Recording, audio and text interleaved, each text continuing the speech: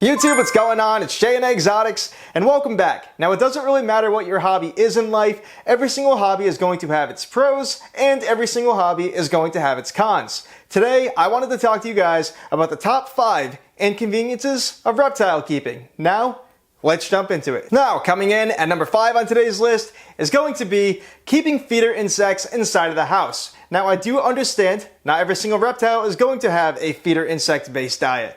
There are plenty of snakes that eat frozen rodents. There are plenty of geckos from New Caledonia that eat primarily a powdered-based diet. But there are a large majority of reptiles out there that are going to eat a feeder insect-based diet, whether it be crickets, dubia roaches, locusts, mealworms, silkworms, etc. Now, I do understand that whether it be a significant other or your parents, there are people who are not going to want these creepy crawly insects inside of their homes. But unfortunately, when owning reptiles, you're going to have to keep a stock or a colony of feeder insects. Now, I primarily feed my reptiles banded crickets, and the biggest downside with these guys is that they are extremely noisy and they can get out. Now, it's not just at nighttime. These guys chirp at all hours of the day. I'm sure you're going to be able to hear it in this video at some point, but these guys never stop. Now, there are solutions to this. You can keep these guys in the reptile room with the door shut so you don't have to hear them, or if you don't technically have a reptile room and you only have a few reptiles here and there, maybe it's in your bedroom, you can keep these guys in the closet, or you can keep them in the basement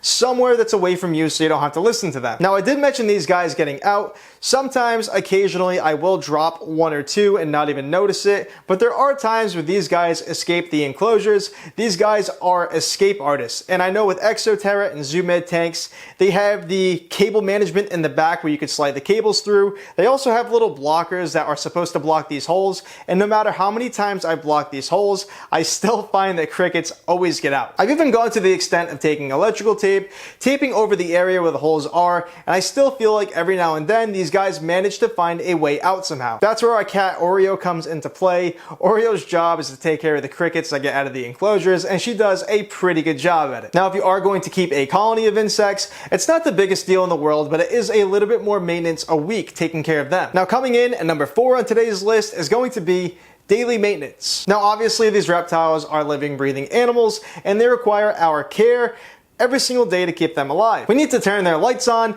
that way these guys can stay warm at the right temperatures. We need to spray the enclosures down several times a day, that way the humidity levels can be at the desired levels depending on what the species requires. We need to have them on a feeding schedule and obviously feed them. We need to supply them with clean, fresh water daily. And obviously these reptiles eat, so they're going to poop. We have to clean that up. Now, the next thing isn't really daily routine maintenance if you don't want it to be, but more of a weekly routine maintenance. But you do have to clean the glass of the enclosures, that way you can see through the glass. Now, there are things we can do that can greatly reduce daily routine maintenance. For example, you can get things like a timer for the lights. It'll turn the lights on and off for you, that way you don't have to. You can get an automated mister. It'll mist the tank several times throughout the day to keep those higher humidity levels up if your animal does require that. Obviously, you can have a bioactive enclosure, which essentially takes care of a large majority of the cleaning aspects with the tank. Now, as a kid, I genuinely felt caring for reptiles was substantially easier.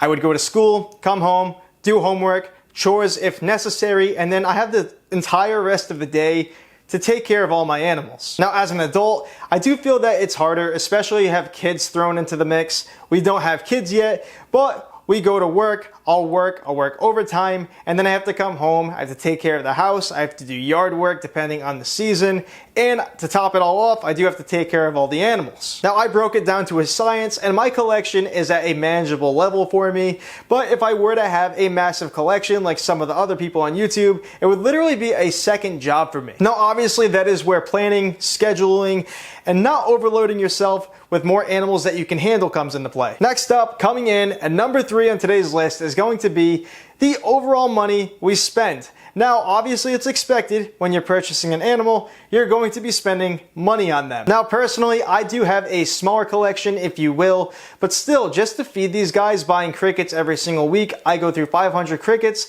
That is $16 after shipping and taxes. When you run the numbers, $64 a month just to feed these guys with crickets. I also buy Pangea once a month. I buy the smaller 2-ounce bag, I believe, so it isn't really too big of a deal. That comes out to like $9. So just in food a month on my reptiles, that is $73 a month. give or take. Obviously, I buy them treats here and there. Now, obviously, you're going to have to spend money too on whatever reptile you're buying, which can be $35 all the way up into the thousands depending on what you buy.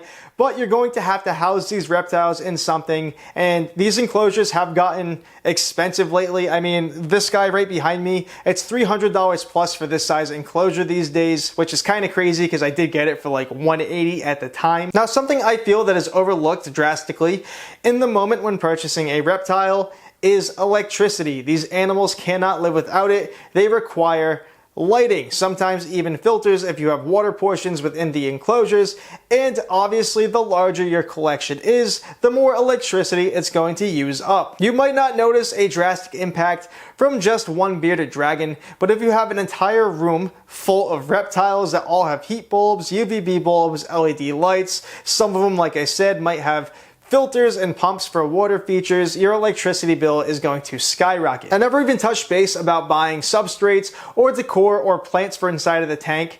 That can cost hundreds and hundreds of dollars. Now, coming in at number 2 on today's list is going to be the room the reptiles take up. Now, even smaller reptiles like a leopard gecko can require a moderately sized enclosure. These guys require a 40-gallon breeder that's 36 inches long, 18 inches deep, and 16 inches tall. Again, depending on how large your collection is, people have to dedicate entire rooms of their house just for their animals. Also, when it comes to moving and transporting these tanks, a lot of these enclosures are massive, they're heavy, and they are extremely awkward to move. Now, I wouldn't attempt to move a lot of these enclosures myself. I would always have help just to avoid something bad from happening. Now, when keeping larger collections, it's substantially easier to keep these tanks on a rack system, but these rack systems also take up a large amount of space. Now, coming in at number 1 on today's list is going to be the reptiles themselves. Now, obviously, these amazing animals come from all over the globe, and they each have different care needs. Some like it warmer than others, some like it cooler than others, but this can be difficult to maintain these temperatures and humidities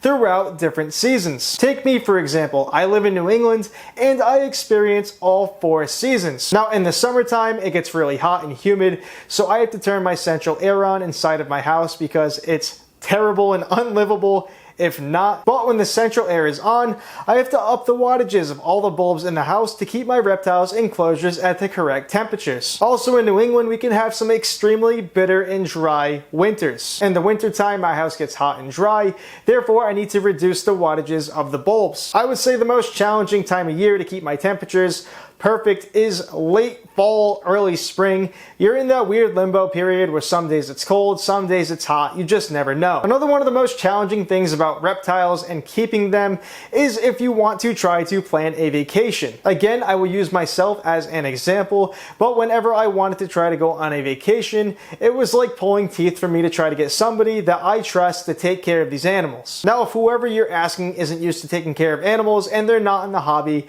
they're going to be a bit hesitant when asked, can you take care of my reptile collection? Now, this is the hobby and the life I chose. Therefore, if somebody cannot take care of my animals, I just don't go. It's as simple as that. Problem solved. But if you are that person that can't say no and you have to go on these vacations and adventures, you're going to be missing out on a lot owning reptiles. Now, another inconvenience when trying to keep these reptiles at the correct temperature is that a larger collection can drastically alter the temperatures in the room. Now, at my childhood house, when I had an actual reptile room, you could physically feel the difference between the air in my reptile room versus when you step out. These heating elements generate a lot of heat, especially when they're in their own isolated room, and it can be difficult if you're keeping multiple different species within that same room to keep their temperatures what they're supposed to be. So there you guys have it. That is my list of the top 5 inconveniences within the reptile hobby. Thank you guys so much for watching. If you guys enjoyed today's video, smash that subscribe button, hit the notification bell down below so you don't miss out on any content, and